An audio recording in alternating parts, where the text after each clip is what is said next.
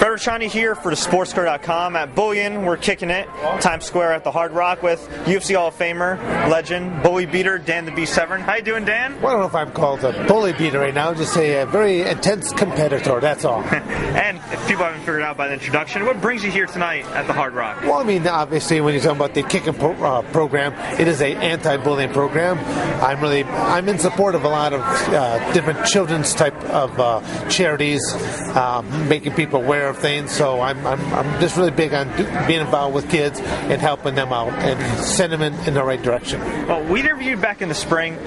Other than promoting this great cause, what have you been up to since then? Well, I don't know how much time you have here to do this interview right now. I constantly stay busy. I'm involved with a number of different things. I'm in the final phases of my own MMA career. I'm been officially announcing that 2012 will be my final year that I'll be doing matches. I'll still be involved with that industry. I'll just be doing other things other than being the entertainer anymore. And how has wrestling and martial arts helped you in life? Obviously, you've had a phenomenal career in both, but for young kids that are watching that maybe want to be able to stand up to the bully or find confidence within themselves, how do the individual sports of martial arts and wrestling help them? Well, I believe the martial arts in general, a lot of it boils down to the integrity of that instructor, because there are bad instructors as well as there are good instructors, but if they have the right instructor, that instructor will help them to build self-confidence, help them to empower themselves, to know how to use force if necessary, but not to really have to rely upon that.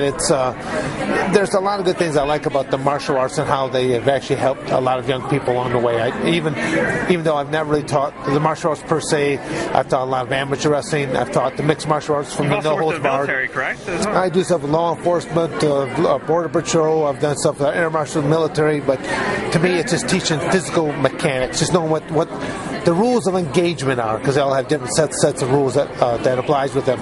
With kids anymore, there's zero tolerance in the school systems. Even with my own children, as they were growing up, I had to talk with them that you don't try to cause things, you don't try to retaliate back with them, But I don't know, maybe on a different aspect right there, though, it's like if they should lay hands upon you, by God, you unleash holy hell at that point in time, and then you let your father and his attorney step on in at that point in time, because I'm a big believer that it's wrong for the bully to do what they're doing.